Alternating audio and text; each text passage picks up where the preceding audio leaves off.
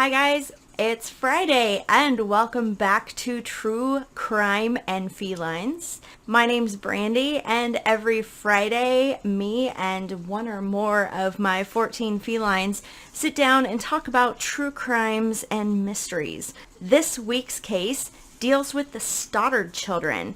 There was a fire at their house and there were 9 children. 4 children made it out of the house and 5 children were trapped inside, or so they thought. Let's get started on this case.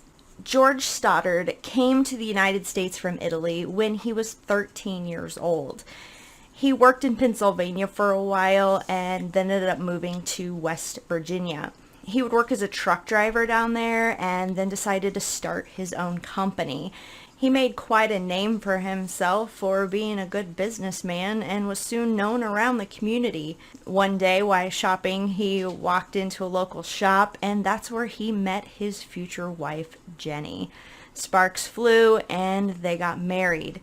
They would end up having 10 children and settled in Fayetteville, West Virginia. George held very strong opinions from anything from business, current events, and especially politics. He was very opposed at the time to Italian dictator Mussolini, and that didn't sit well with the local Italian community. See, a lot of that community was Italian immigrants, and they didn't like how George talked about Mussolini. But George didn't care. It often led to heated arguments with others. So let's jump to Christmas Eve in 1945. Now their oldest child was actually off fighting in the war, so he wasn't in the house, but the remaining 9 children still lived there. Jenny and George had let them open all their gifts and let them stay up late to play with all their new toys. And Jenny and George headed off to bed. Jenny would be awoken by the phone ringing about 12:30. When she answered the phone, a strange woman she didn't know asked for a name she didn't know. Jenny told her she had the wrong number and the gal just hung up. Jenny would report that she heard strange sounds in the background like the person was at a party and glasses clinking. After that, Jenny went to go check on her children and realized that they've all gone to bed. However, the last person in the house was responsible for turning off all the lights, closing the curtains, and locking the door, which none of that had been done. Jenny just figured the last person that went to bed forgot about it because they were so tired. So she went ahead and closed the curtains, locked the door, and shut all the lights off in the house. And then she went back to bed. At 1 a.m., Jenny was awoke. She said she heard what sounded like something hitting the roof and then rolling down off of it. She didn't think anything of it and drifted back to sleep. About 1:30, Jenny was awoken once again, and this time the house was filling with smoke. She aroused George and they were able to gather 4 of their 9 children and run out the front door. George went back into the house to try to yell and rouse the rest of the children who were actually upstairs and in the attic. They yelled and yelled but never heard anything from the children. George couldn't get up the stairs because the staircase was on fire. George ran over to the phone and tried to ring the operator, but the phone wasn't working. It was just dead. So George ran out of the house and he ran to the side of the house where they keep their ladder. When he got there, the ladder was gone and he didn't know where it was at. Panicking, he said, "I'm going to go get a truck. I'm going to pull up to the side of the house and that will allow me to get into the second floor window." So he went to his truck and it wouldn't start. Then he went to his second truck and that wouldn't start. He really started to panic. He sent his oldest daughter over to the neighbor's house to get help. The neighbor stated that they tried to ring the operator and the operator never answered. The operator ended up getting in a car and driving the 2 miles into town and located the fire chief, Mr. Morris. Mr. Morris started to gather all the firemen together to go help the Stodders. But here was the weird part, the fire had started about 1:30 a.m. according to Jenny's timeline. The fire department would not get there until 8 o'clock in the morning, and by then, the house was nothing but rubble and ash. Jenny and George were beside themselves and thought the worst, that their children had perished in the fire. But on Christmas Day, when the rubble and the ash was searched, they didn't find any remains or any bones of any bodies. The fire chief, Mr. Morris, was really quick to point out that the fire must have been so hot, it was a total loss, and the bodies were completely 100% cremated. A state police inspector came out and they attributed the fire to faulty wiring to a fuse box. However, George questioned this because he stated that the Christmas lights put up on the house stayed on the entire time. So if it was really an electrical fire, none of the lights or Christmas lights would have stayed on. While searching the grounds, George found his missing ladder.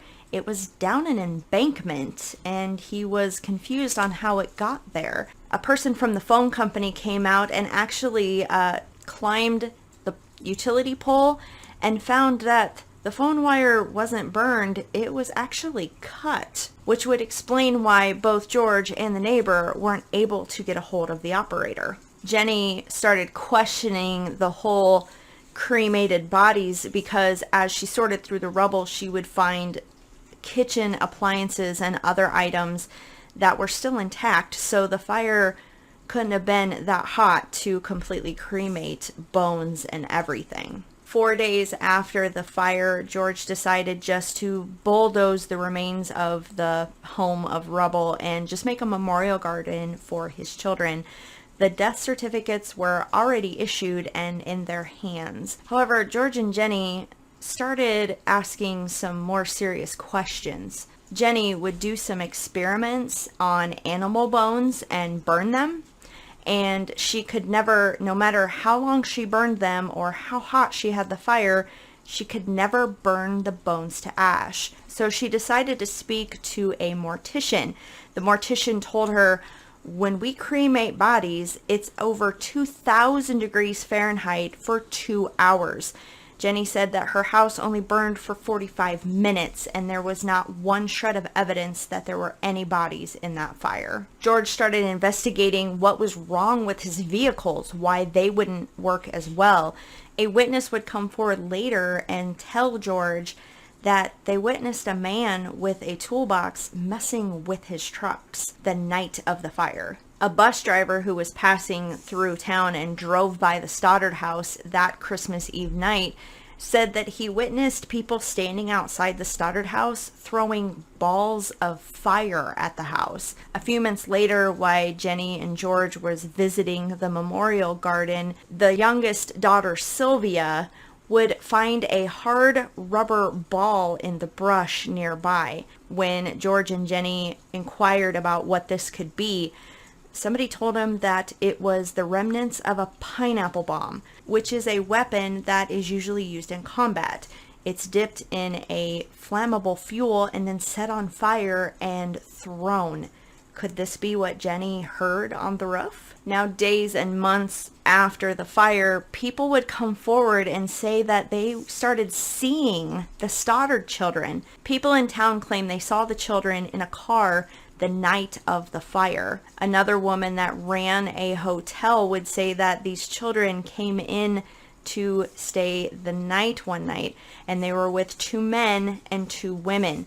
The 2 men and women talked Italian and barely spoke English. The hotel owner said when she tried to talk to the kids, the 2 men and women got very defensive and would quickly escort the children away. Now, over the next few months and years, tips would just be coming in from all over. George once saw a picture in a newspaper in New York, and he swore it was his daughter. He drove all the way to Manhattan to check the tip out, but the parents of the girl refused to speak to him, so he came home empty-handed. George and Jenny got a letter from St. Louis saying that their other daughter, Martha, was in a convent down there. Another tip came in from Texas, where a patron in a bar overheard an incriminating conversation about a fire in West Virginia that they participated in. And some tip came in where the children were actually staying in Florida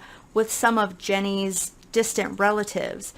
Now, George would drive all over the country with every tip he got, and he would always come home empty-handed and heartbroken. In 1947, George and Jenny just had it up to here with the local authorities. So they wrote a letter to the FBI asking for help. They received a reply from J. Edgar Hoover himself, and he sympathized with their plight and stated that the FBI would be more than willing to help, but they would have to have the local authorities' permission. The local authorities would not give that permission and denied any help. The Stodders would start hiring private detectives, and one of those detectives was named C.C. Tinsley.